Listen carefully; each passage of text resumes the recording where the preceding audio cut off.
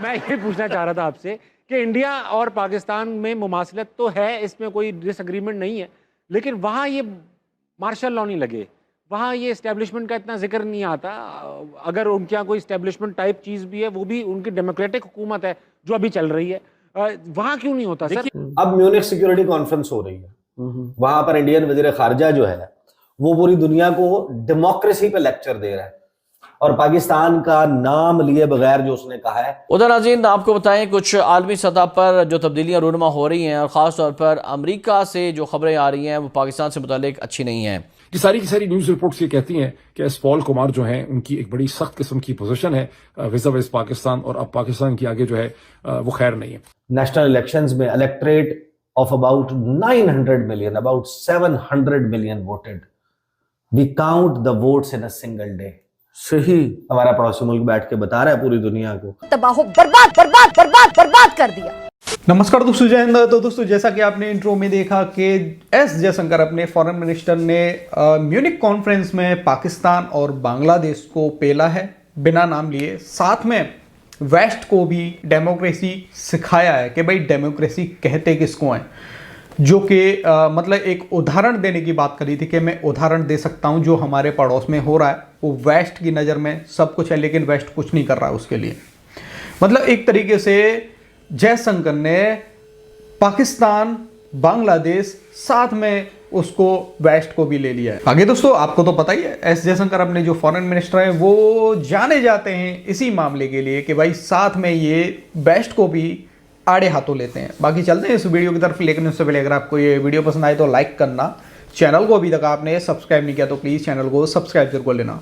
इस वक्त जो आलमी फोरम्स पर पाकिस्तान की एब्सेंस है ना, वो इस कदर शदीद है कि मुझे नहीं अंदाजा कि मौजूदा हुकूमत की प्रायोरिटीज में कहीं कहां जाकर ये चीज फॉल करती है। इस वक्त पूरी दुनिया में जो चीजें चल रही हैं आलमी फोरम्स पर, पाकिस्तान कहाँ है? अभी AI समिट हुई है, artificial intelligence action summit.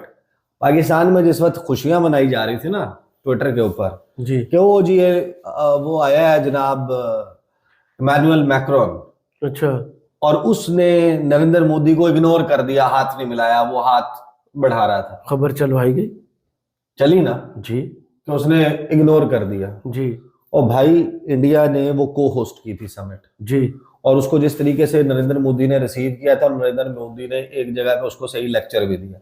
Narendra Modi is unimpressive, उसको बोलना भी नहीं आता, अंग्रेजी तो बिल्कुल भी नहीं बोलनी आती। वहां पे जो उसने तकरीर की वो भी बड़ी भोंडे किस्म की थी।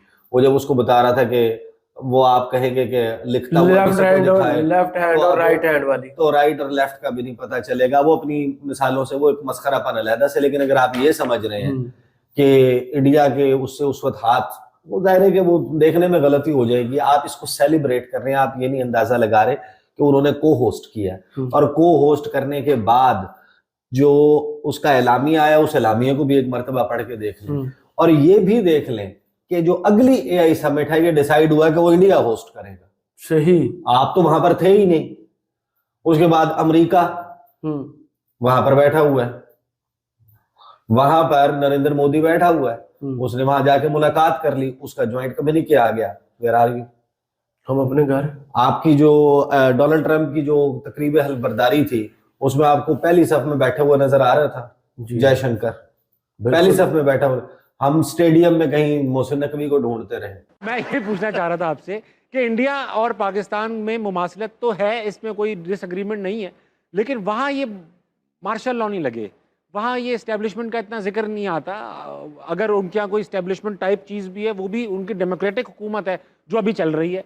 वहाँ क्यों नहीं होता? देखिए, इसलिए कि उन्होंने पहले दिन फैसला कर लिया था।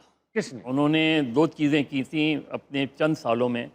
जब हम लड़ाई लड़ रहे थे आपस में, मुस्लिम लीग तकसीम हो रही थी, बंगाल की मुस्लिम लीग को नहीं आने देना, उस वक्त वो फैसला कर रहे थे इस मुल्क को आइन के लिहाज से चलाना है, इस मुल्क में आइन की हुक्मरानी होगी। ठीक है। फिर उन्होंने दूसरा फैसला किया कि जागीरदारी सिस्टम ख़त्म किया उन्होंने दुनिया से, उसमें निज़ाम को, और उन्होंने तय कर लिया था कि फ़ौज की मुदाखलत नहीं होगी किसी भी तरीके से, कॉन्स्टिट्यूशनली मुल्क चलेगा, उसमें जो भी चेंज आएगी वो कॉन्स्टिट्यूशन। तो उन्होंने रिफॉर्म्स की। उनका इलेक्शन कमीशन देख लें, उस पर आप जीतें हारें, इलेक्शन कमीशन पे क्वेश्चन नहीं, हाँ नहीं सवाल नहीं देखा उठता। नहीं मैंने ऐसा। तो उन्होंने अपने इलेक्शंस कमीशंस को एम्पावर किया, इंस्टीट्यूशंस को एम्पावर किया Empower उन्होंने। किया, बेशक। हमारे यहाँ जो क्राइसिस है, हमारे यहाँ पॉलिटिकल प्रोसेस डेवलप ही नहीं होने दिया, ठीक है। क्योंकि उसकी वजह ये है कि आपने पहले 58 में स्टूडेंट यूनियंस पे पाबंदी लगाई, या उससे पहले 53 में जो स्टूडेंट मूवमेंट थी जिसकी क़यादत डॉक्टर अदीबुल हसन रिजवी, जी डॉक्टर हारून जैसे लोग कर रहे थे, उस पर गोली चलाई गई, उसमें 8-10 तलबा मर गए। तो आपकी पॉलिटिकल नर्सरीज जो हैं वो स्टूडेंट्स यूनियंस होती हैं, वो बल्दियाती इदारे होते हैं, वो ट्रेड यूनियंस होती हैं, तो आपने लोकल गवर्नमेंट्स होती हैं, तो आपने डेवलप ही नहीं होने दिया। बेशक। हर चंद साल बाद मार्शल्लाह 4 मार्शल्लाह लग गए इस मुल्क के अंदर। अब म्यूनिख सिक्योरिटी कॉन्फ्रेंस हो रही है, वहां पर इंडियन वजीर खारजा जो है वो पूरी दुनिया को डेमोक्रेसी पे लेक्चर दे रहा है, और पाकिस्तान का नाम लिए बगैर जो उसने कहा है वो मैं आपको बता देता हूं, आपको अंदाजा हो जाएगा कि इस वक्त वो भाई हमारा पड़ोसी मुल्क जिसको हम, और उसका भी गरूर, हौसला, रौनत का आप अंदाजा लगाएं कि अगर इंडिया के बारे में आप पोस्टमार्टम करने आपकी हुकूमत करना चाह रही हो, दुनिया को बताने की सकत रखती हो या बता सके, उनके जिन लोगों को टॉयलेट की फैसिलिटी नहीं है वो हमारी आबादी से 2 गुना ज्यादा से भी ज्यादा है, 3 गुना ज्यादा है हमारी आबादी से। अब तू गया बेटा, अब तू गया, देख तेरी औकात मैं दिखाता हूं तुझे। जब फिरते हैं तो ये अभी अमीन असलम ने आपके सामने स्टेटिस्टिक्स रखी कि सिर्फ 42% पाकिस्तानियों के पास टॉयलेट फैसिलिटीज हैं, और फिर ये भी दिखाया कि हिंदुस्तान पिछले 4 साल में वो इस चीज के ऊपर काबू पा रहा है, हमारे से आगे निकल के हमारे हालात थे उनके भी। आप उस मुल्क की बात कर रहे हैं जिसके मसाइल का अंबार बेशुमार है, और वो पूरी दुनिया को बैठ के डेमोक्रेसी का लेक्चर दे रहा है, पाकिस्तान पे हिट आउट कर रहा है, और आपकी मिसप्लेस प्रायोरिटी आपकी तरफ से है कौन वहां पर म्यूनिख में? हिना रबानी खर फॉरेन अफेयर्स की कमेटी की चलो हेड है। आपको म्यूनिख सिक्योरिटी कॉन्फ्रेंस में अगर रिप्रेजेंटेशन के लिए नहीं बुलाया गया, या आप ये भी खो गए, या वो आपकी प्रायोरिटीज में कहीं नहीं, तो फिर आप अंदाजा लगा लें आप कहां खड़े हैं। मैं तो हैरान हूं, बिलावल वहां पे अपनी आजादी के बाद इंडिया ने जमहूरी मॉडल का इंतखाब किया कि ये वो तर्ज हुकूमत है जिससे हमने अपने मुल्क को आगे चलाना है, और जो जयशंकर हैं वो इसमें एक वेल्ड डिग लेते हैं पाकिस्तान के मुतल्लिक और बांग्लादेश के हवाले से, और अमेरिका के डबल स्टैंडर्ड्स को कॉल आउट करते हैं। अच्छा, इस दौरे के बाद कि ये जो वेस्टर्न पावर्स हैं इनको डेमोक्रेसी पसंद तो है, लेकिन ये हम अपने यहाँ एक्सरसाइज करते हैं, जो ग्लोबल साउथ है वहां पर ये उनको सपोर्ट नहीं करते। मैं ऐसे एग्जांपल्स दे देता हूँ, दे सकता हूँ जो हमारे खित्ते में भी है, और मोस्ट रिसेंट वंस हैं, अभी भी हैं, उनका तज़किरा करते हुए फिर साथ में वो ये बताता है कि वो अपनी उंगली दिखाता है वहां पे, वो कहता है कि आप परेशान ना हो, मैं अपनी उंगली दिखा रहा हूँ, लेकिन ये मेरी इंडेक्स फिंगर है, और इसके ऊपर आपको एक स्याही का लगा हुआ निशान ये बता रहा है कि मैं अभी भी वोट डाल के आया।